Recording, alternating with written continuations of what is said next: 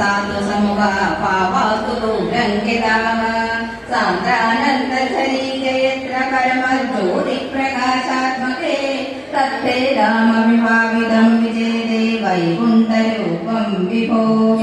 തിരുവനന്തപുരം ജില്ലയിൽ ആറ്റിങ്ങൽ രാമർച്ചംവിള ശ്രീ ദുർഗാ അംബിക ക്ഷേത്രത്തിലാണ് ധർമ്മക്ഷേത്രയുടെ ഇന്നത്തെ പ്രദക്ഷിണം. ശൈവ വൈഷ്ണവ ശാക്തേയങ്ങളായ ശ്രീ മഹാലക്ഷ്മി, ശ്രീ ദുർഗാദേവി, ശ്രീ ഭദ്രകാളി ദേവി എന്നീ ദേവിമാരുടെ തുല്യ പ്രാധാന്യമുള്ള 3 വലിയ പ്രതിഷ്ഠകൾ, 3 വലിയ ശ്രീകോവിലുകൾ ഒരു ചുറ്റമ്പലത്തിനുള്ളിൽ എന്നതാണ് ഇവിടുത്തെ പ്രത്യേകത. ഒപ്പം ഗണപതി ഭഗവാൻ ഉപദേവതയായി നാലമ്പലത്തിനുള്ളിൽ തന്നെ ഉണ്ട്. ക്ഷേത്രത്തിൽ ദീപാരാധനയ്ക്കുള്ള സമയമായിരിക്കും. നമുക്ക് ദീപാരാധന തുടർന്ന ശേഷം ഐതിഹ്യവും ചരിത്ര പഴമയുമൊക്കെ പറഞ്ഞു പോകേണ്ടതുണ്ട്.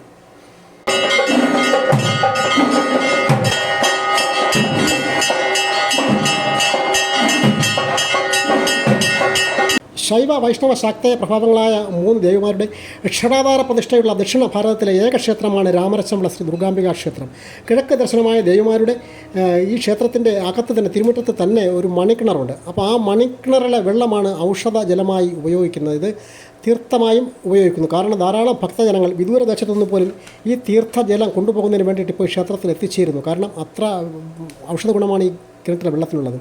ക്ഷേത്രത്തിൻ്റെ ഐതിഹ്യം വളരെ പ്രസിദ്ധമായ ബ്രാഹ്മണ ഇല്ലമായിരുന്ന വഞ്ചിപ്പുഴ മഠവുമായും വരെ ബന്ധപ്പെട്ടിരിക്കുന്നു. ചെങ്ങന്നൂർ വഞ്ചിപ്പുഴ മഠം പഴയ ബ്രാഹ്മണ ഇല്ലമാണ്. അപ്പം അത്രത്തോളം പഴക്കമുണ്ട് ഇത് ഐതിഹ്യത്തിന്.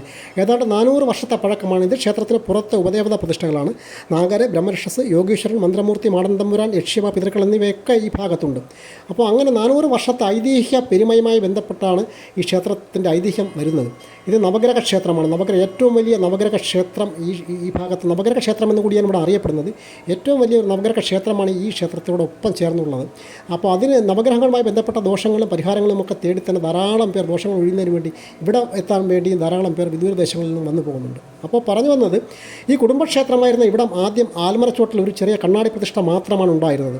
ഏതാണ്ട് 400 വർഷം മുമ്പത്തെ ചരിത്രമാണ് എനിക്ക് അറിയാൻ കഴിഞ്ഞത് ഞാൻ പറയുന്നത്.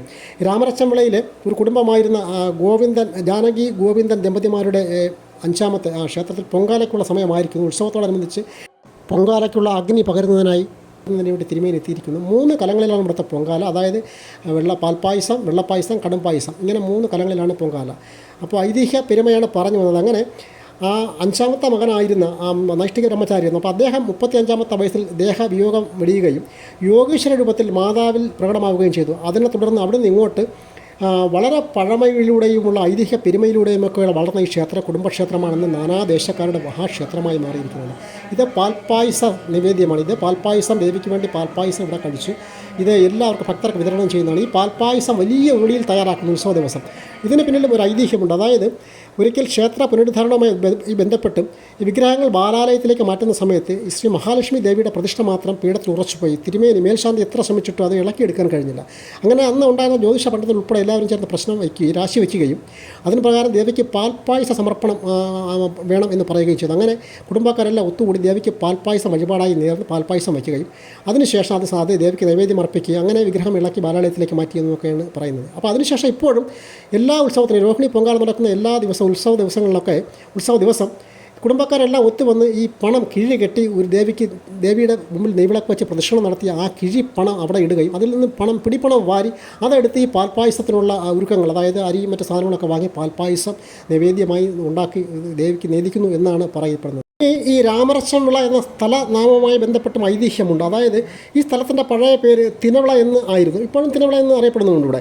അപ്പോൾ ഒരിക്കൽ ഈ നമ്മുടെ നാടാകെ വലിയ ക്ഷാമം പിടിച്ചു. ആ സമയത്ത് ഈ തിനവിളയിലും വലിയ ക്ഷാമമായി. അപ്പോൾ ഇവിടുത്തെ ആൾക്കാരെല്ലാം ഒത്തുകൂടി, ഗ്രാമവാസികളെല്ലാം ഒത്തുകൂടി ശ്രീരാമ ഭഗവാനെ രാജാവായി അരച്ചനായി സങ്കല്പിച്ച് ഇവിടെ കുടിയിരുത്തി പട്ടാഭിഷേക പൂജ ചെയ്തു വന്നു.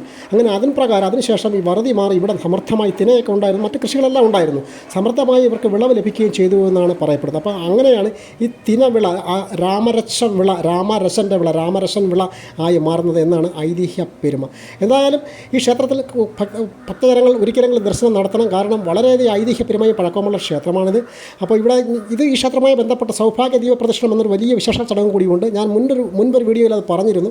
അപ്പോൾ അതിൻ്റെ ലിങ്ക് കൂടെ ഇതിൽ കൊടുക്കുന്നുണ്ട്. അപ്പോൾ ആ വീഡിയോയും കൂടെ ഇതോടൊപ്പം തന്നെ ഒന്നുകൂടെ കാണുന്നത് നന്നായിരിക്കും. എം ഹരീന്ദ്രൻ, ധർമ്മക്ഷേത്ര.